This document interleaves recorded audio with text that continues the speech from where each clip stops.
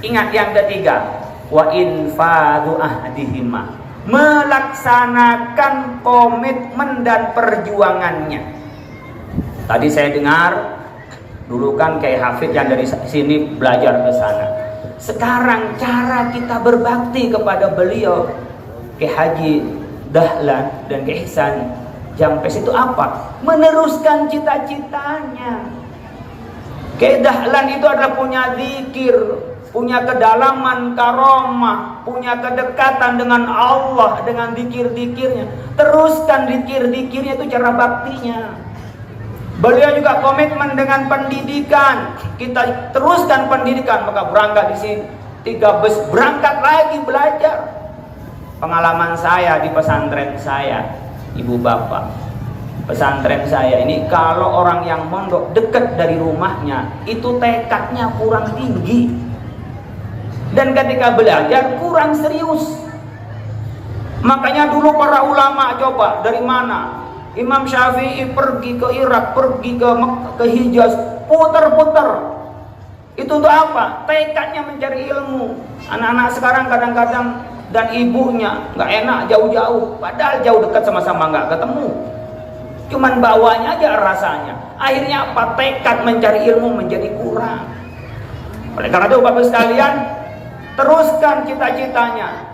Di antaranya mamanya dari santri-santrinya ke Ihsan Jampes itu ada yang ke Madura, ke Busiri, itu masih family dengan saya. Ke Busiri itu santrinya ke Ihsan Jampes bikin pondok pesantren. Ada juga yang bikin pondok di Tuban, Kiai Soim ya. Ada yang di Cirebon, ke Zubaidi. Dari 6 murid yang saya baca di Uni Ihsan itu bikin. Itulah cara berbakti. Maka di sini ketika orang-orang di bumi Jawa adalah santri ke Muhammad Dahlan, apa yang menjadi komitmennya dilakukan. Ada 2 yang saya baca komitmennya ke Dahlan itu, ada satu adalah Al-Misak Ar-Rabbani, yang kedua adalah Al-Misak Asy-Sya'bi wal Watani. Yang pertama beliau itu adalah tanggung jawab mas'uliyah Rabbaniyah, tanggung jawab ketuhanan. Apa? Agamanya. Apa? Ilmunya. Beliau habiskan waktu seperti ke Ihsan Jampes itu. Waktunya dipakai untuk apa? Untuk belajar, untuk ngajar, nggak kemana-mana. Tahun 1926 beliau namanya Syekh Bakri, masih muda, pas haji namanya ke Ihsan Jampes. Pulang apa? Full ketika dia mendapat mandat dari pamannya ke Khalil, saudaranya dari Kiai Dahlan itu menjadi pengasuh, nggak kemana-mana, mengajar dan menulis buku. Sekarang cari kiai begitu susah. Kayak saya ini susah menulis buku. Kenapa? Masih diundang kemana-mana. Jadi sudah habis di jalan waktunya untuk nulisnya. Beliau di rumahnya mengajar dan menulis. Tapi itu komitmen Rabbani kepada Allah, zikirnya dengan tasawufnya, manahijul imdadnya dengan sirajul talibinnya. Dia juga punya tasrihul ibarah, ilmu falaknya yang dedikasikan saat yang bersamaan ketika berjuang kemerdekaan. Semuanya diberikan hizib-hizibnya, doa-doanya dari Kiai Dahlan dan Ihsan Jampes. Jadi ada yang diberikan kepada masyarakat. Komitmen ini Bapak Ibu sekalian sebagai santrinya, sebagai anak ideologis, anak akidahnya harus dilanjutkan oleh kita. Itu cara berbakti kita. Saya bikin pesantren di Depok. Alhamdulillah saya sudah S3 dan jadi dosen di UI dan di UIN. Tapi saya itu merasa belum plong. Sekedar tahadus bin nikmah barangkali bisa diikuti oleh yang generasi muda. Saya punya di pikiran saya, kiai saya di Madura, Al-Ihsan juga nama pondoknya, dan pesantren Sidogiri, guru saya mengatakan jangan lupa kalau bisa bikin pesantren. Saya merasa belum puas sebagai dosen kalau saya belum punya pesantren. Ketika di Jakarta, Bapak Ibu sekalian, di Depok itu yang namanya harga tanah Masya Allah mahalnya. Tanah yang dibeli oleh saya dulu tuh harganya sekitar 1 juta. Sekarang itu antara 8 sampai 10 juta per meternya. Tapi kalau ada niat menjalankan komitmen guru, kalau dihitung-hitung gaji saya sebagai dosen ASN itu berapa? Sekarang luasnya 1,5 hektar. Alhamdulillah. Saya yakin bukan karena saya, bukan. Tapi karena di dalam pikiran saya adalah ingin menjalankan komitmen guru saya. Wa infadu ahdihima. Itu. Jadi kayak punya pegangan di dalam hidup, mau ngapain dan mau bagaimana. Wa infadu ahdihima. Ini yang ketiga, komitmen ini penting. Biar kita baca iya, zikir iya, doa iya.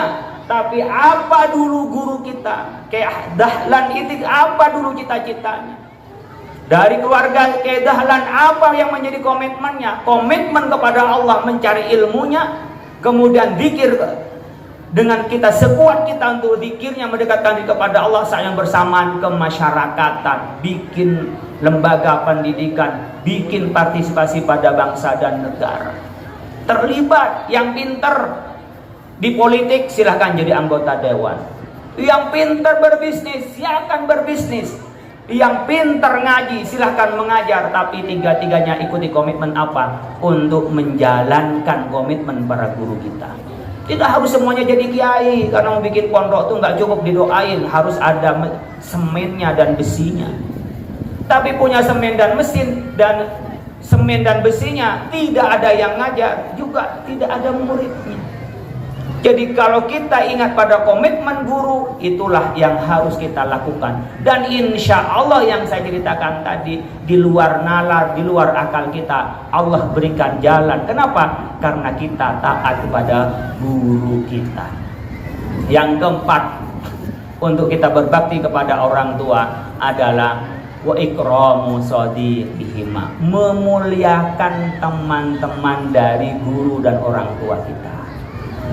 Jadi kalau kita memperbaiki ikatan alumni, ada haul datang, kita royokan, yang mampu kerja, yang punya duit berikan duit, yang punya ilmu menyampaikan, yang berzikir, diniatin untuk mengabdi kepada kedua orang tua, juga kepada guru kita. Itu ada bagian dari birrul walidin wa birrul asatid wal masyayikh. Datang kita, di mana kita masuk ada tokoh-tokoh kiai, kita silaturahim. Niat untuk apa? Inilah pesan orang tua dan pesan guru kita. Yang terakhir pesan ada wa silaturahim la tusalu illa bihima. Jangan sampai mutus silaturahim. Ya, apapun yang terjadi cukup di dalam hati. Jangan sampai diluapkan menjadi permusuhan. Apalagi satu alumni, satu guru, satu pecinta kita kepada guru.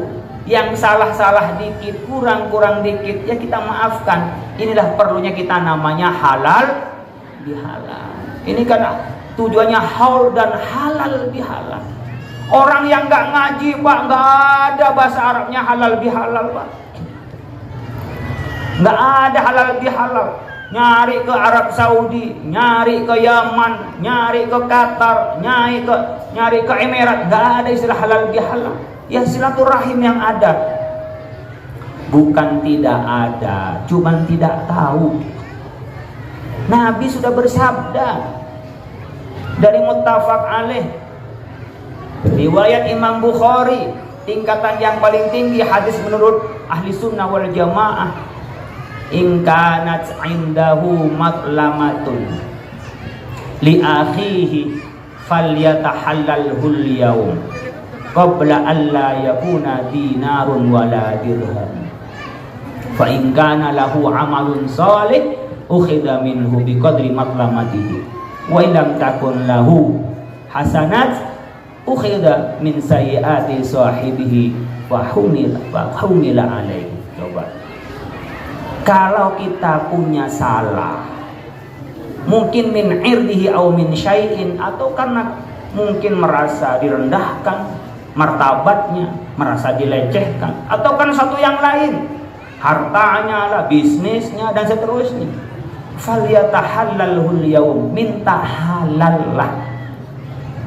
Sekarang qabla ayyakuna dinarun wala dirhamun, sebelum dinar dan dirham nggak ada gunanya, sebelum kiamat. Kalau kita punya amal baik, orang yang kita zalimin tidak memaafkan, maka kebaikan kita akan diambil oleh dia seluas sebanyak dari dosa yang kita perbuat pada orang lain. Kalau amal baik kita sudah habis, maka tinggal kejelekan orang itu yang kita zalimi pindah sama kita. Makanya kita halal bihalal itu kita lakukan setelah kita puasa Ramadan. Asumsinya bulan Ramadan dosa-dosa kita sudah diampuni oleh Allah. Tinggal satu, dosa antara kita Allah tidak akan memaafkan kalau kita tidak saling memaafkan. Maka halal bihalal itu adalah artinya kosong-kosong.